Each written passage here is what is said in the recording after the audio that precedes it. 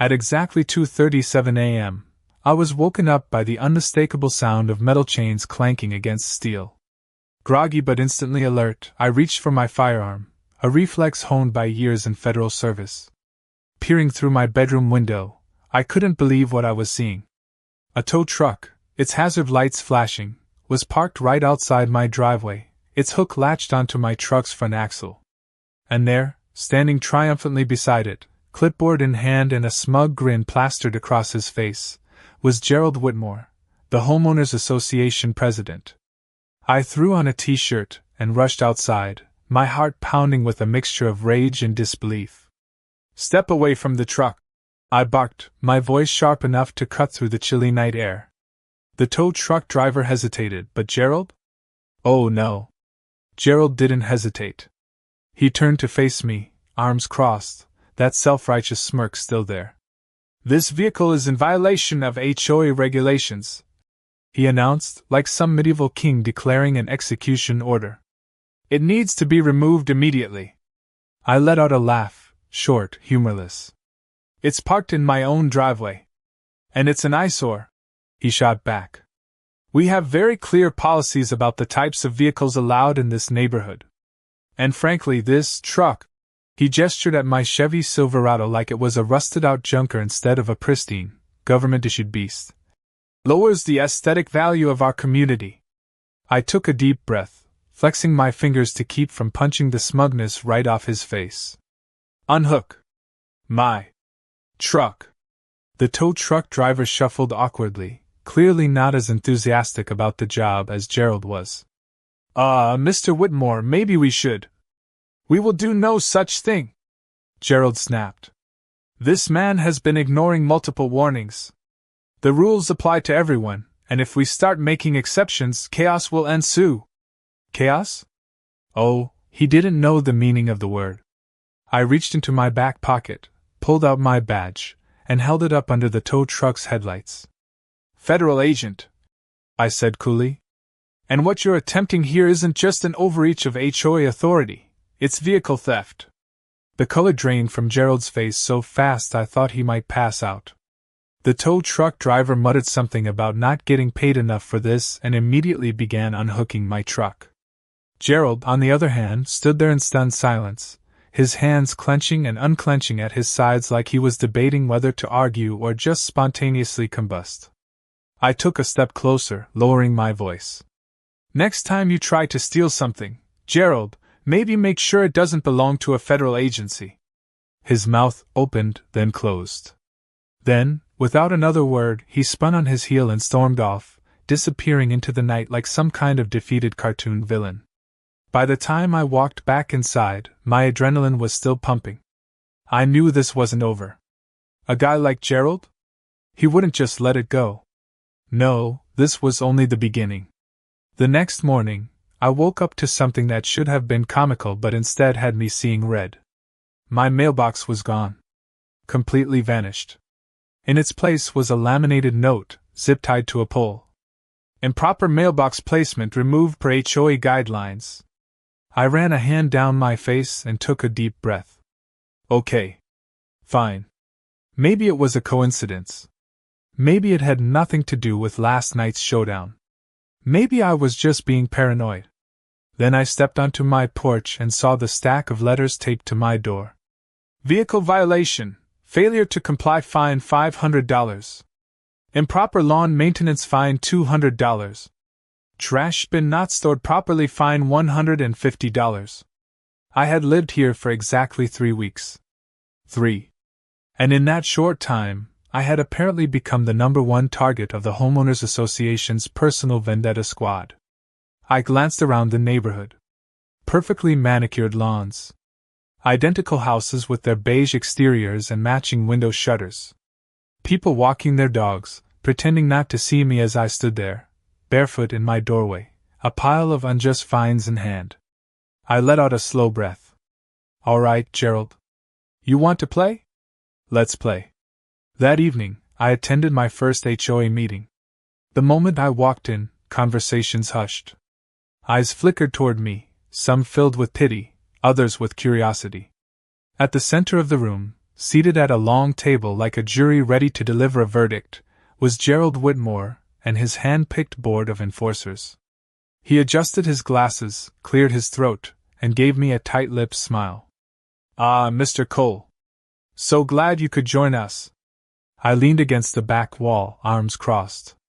I didn't have much of a choice, considering the novel's worth of fines taped to my door. The chuckles from a few neighbors were quickly silenced with a glare from Gerald. He folded his hands, exuding the confidence of a man who thought he had already won. "Well, as I've stated, the HOA has strict guidelines, and we expect all residents to follow them." "Right," I said. "Like the one where you can steal people's vehicles in the middle of the night?" A murmur rippled through the room. Gerald's jaw tightened. "I was simply enforcing the rules." I smirked. "Funny. Because I looked through the HOA bylaws. Nowhere does it say that pickup trucks are prohibited." He scoffed. "It's implied. We maintain a certain standard." "A standard that you make up as you go along?" I cut in. "Or is there a special Gerald Whitmore dictatorship clause I missed?" More murmurs. Someone in the back actually laughed. Gerald's face turned the color of a ripe tomato. "Mr. Cole, if you refuse to abide by the rules, you will continue to be fined. And if the fines are not paid, we will have no choice but to escalate matters." I raised an eyebrow. "Escalate?" Gerald leaned forward, steepling his fingers like some low-budget movie villain. "We have the power to enforce liens. To take legal action. Even foreclose." For a second, I almost admired the sheer audacity of this man. He had no idea who he was messing with. I pushed off the wall and took a step forward, my voice calm, almost conversational. "You know, Gerald, I was going to let this go. But now I think I'll dig a little deeper. See what else you've been up to." His confident mask slipped for the briefest moment before he forced it back into place. "I have no idea what you mean." "Oh, I think you do." The meeting ended soon after that, but as I walked out, I could feel Gerald's burning stare at my back. He wasn't done with me. That was fine. Because I wasn't done with him either. By the next morning, I knew without a doubt that Gerald Whitmore had declared war. My truck was still in my driveway, untouched, but everything else? A complete disaster. My mailbox had vanished again, this time with no note left behind. My trash cans, which I had placed neatly by the curb for pickup, were now stacked upside down in my front yard like some deranged art installation. And to top it off, someone had spray-painted HOA rules in bright red across my front lawn. I stood there, arms crossed, staring at the mess. A few neighbors peeked out from behind their curtains, clearly aware of what was happening but unwilling to get involved. I couldn't really blame them. Gerald ruled this neighborhood like a dictator, and most people would rather suffer in silence than challenge him. I sighed, rubbing my temples. This guy had no idea who he was messing with. Deciding to handle things in my own way, I spent the morning installing security cameras around my property. If Gerald or his minions so much as breathed near my truck again, I'd have them on video. Then, just as I was about to head inside, I noticed an official-looking envelope taped to my front door. I pulled it off and read the contents. Another fine. This time for failure to maintain lawn aesthetics, due to the spray-painted graffiti that I hadn't even put there. Fine, $700. I let out a laugh, shaking my head. This guy was unbelievable. He had orchestrated the entire mess, and now he was fining me for it. The level of pettiness was actually impressive in a twisted kind of way. Instead of getting angry, I went inside, sat at my kitchen table, and opened my laptop. It was time to do some digging. As a federal agent, I had access to databases that most people didn't. And while I couldn't exactly pull Gerald's tax returns or wiretap his phone without probable cause, there were still plenty of ways to gather useful information. Within an hour, I had found more than enough to confirm what I already suspected. Gerald Whitmore was a fraud. Not just in the way he ran the HOA, but in actual, legally actionable ways. There were reports of him being involved in shady property dealings in his previous neighborhood, using HOA fines to funnel money into his personal accounts. Multiple complaints had been filed against him in other districts, most of which had mysteriously disappeared. And then there was the towing scam. Oh, that was the best part. Gerald had been working with a local towing company for years, illegally removing vehicles under false violations and then splitting the impound fees. I scrolled through the complaints, shaking my head. The guy had a pattern. He picked a target, harassed them until they either paid up or moved out, then used the HOA's so-called authority to cover his tracks. Unfortunately for him, he had picked the wrong guy this time. That evening, I attended another HOA meeting. This time, I wasn't just there to argue. I was there to expose him. The room was packed, likely because word had gotten around about my last encounter with Gerald. The moment I stepped inside, the energy shifted. People whispered. Gerald, seated at the front like a king on his throne, met my eyes and gave a tight smile. "Mr. Cole," he said, his voice dripping with false politeness. "Back again so soon?" I strode to the front of the room, ignoring the chair set up for me and standing instead. "Thought I'd take your advice, Gerald. You said if I didn't like the rules I should familiarize myself with them. So I did." His eyes flickered, just for a second, before he folded his hands on the table. "I see. And did you find our community guidelines helpful?" I smiled, but there was no humor in it. "Actually, I found them fascinating. Almost as fascinating as the legal complaints filed against you in 3 different counties." A hush fell over the room. Gerald's face froze. I pulled a stack of printed reports from my folder and held them up. Towing scams. Fraudulent fines. Illegal property liens. It seems like everywhere you go, HOA money just disappears. Murmurs turned into full-blown conversations. A woman near the front gasped. An older man leaned forward, squinting at the documents like he wanted to read them himself. Gerald forced a laugh, but it was thin and unconvincing. "This is absurd. Baseless accusations." I flipped to another page and held it up. "Here's an account from a resident in your previous neighborhood. He was fined over $5,000 for violations that didn't exist. When he refused to pay, his house was foreclosed on, by the HOA you controlled." Someone in the audience muttered, "Oh my God!" Gerald's face was now a shade of red I hadn't thought possible. "Enough," he snapped. "This is a private community meeting. You have no right to." "I have every right," I interrupted. "See, Gerald, you didn't just pick a random neighbor to mess with. You picked a federal agent." A stunned silence followed. I watched as realization dawned across the room. Gerald's authority, the fear he had instilled in these people, was crumbling. I turned to the residents. "How many of you have been fined for nonsense violations?" Nearly every hand in the room shot up. "How many of you have paid those fines just to avoid the hassle?" Almost as many hands stayed up. I nodded, looking back at Gerald. "That's the thing about bullies. They get away with it because people are too afraid to stand up to them. But you should have done your research before trying to steal my truck." Gerald looked like he wanted to crawl under the table. His mouth opened, then closed. He was searching for a way to regain control, but there was none. His grip on this neighborhood had officially slipped. Before he could say anything else, I pulled out my phone and hit play on a recording. "This man has been ignoring multiple warnings. The rules apply to everyone, and if we start making exceptions, chaos will ensue." It was his own voice from the night he tried to tow my truck. I had caught every word on my security cameras. The audience erupted. People were shouting, demanding answers. Gerald's own board members started looking at him like they weren't sure they wanted to be associated with him anymore. I leaned in one last time and whispered, just loud enough for him to hear, "Enjoy the rest of your evening, Gerald. It might be your last one in charge." With that, I turned and walked out. The sound of chaos behind me was music to my ears.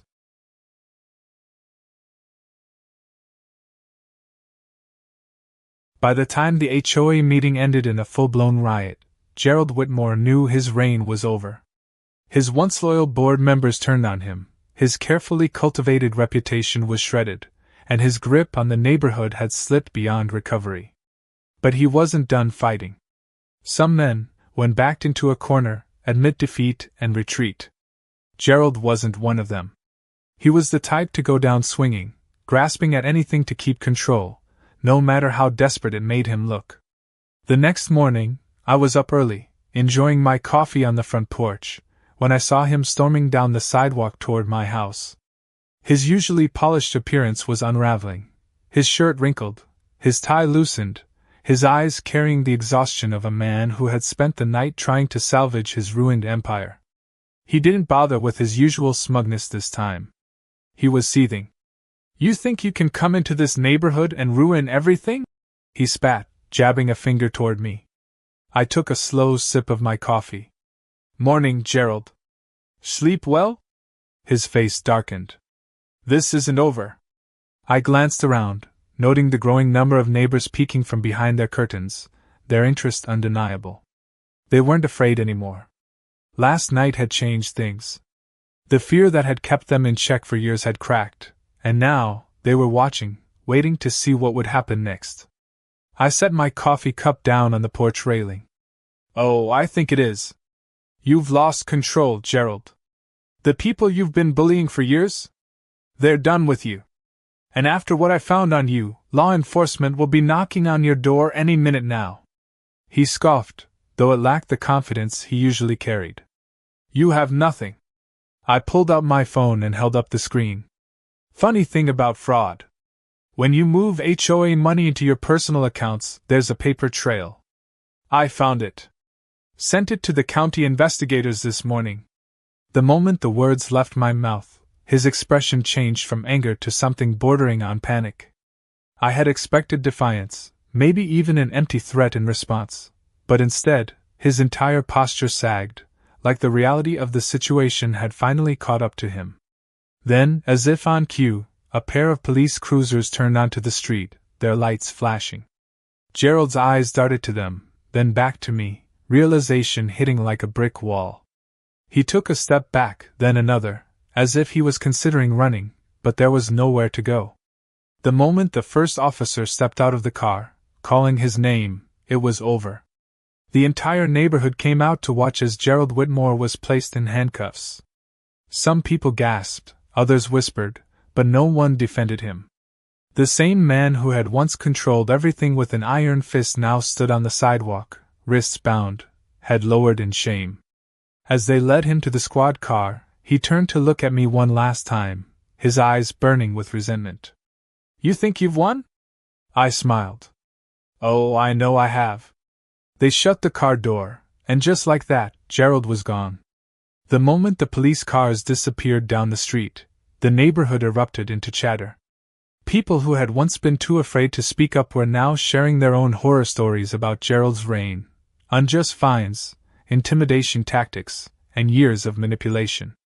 It was like a collective weight had been lifted. By the afternoon, the remaining HOA board members, most of whom had only gone along with Gerald out of fear, announced an emergency vote. The decision was unanimous. The HOA was dissolved. No more ridiculous rules. No more fines. No more Gerald. That evening, as I stood in my driveway, I watched as one of my neighbors, a quiet older man who had rarely been seen outside, dragged his lawn chair into the middle of his front yard, cracked open a beer, and put his feet up like he had just won the lottery. A woman from 2 houses down came over, smiling. "I never thought I'd see the day." I chuckled. "Neither did I." She hesitated, then gestured to my truck. "So, what's the plan now? You sticking around?" I looked at my Chevy Silverado, still parked exactly where it had been when this whole mess started. "Yeah," I said, smirking.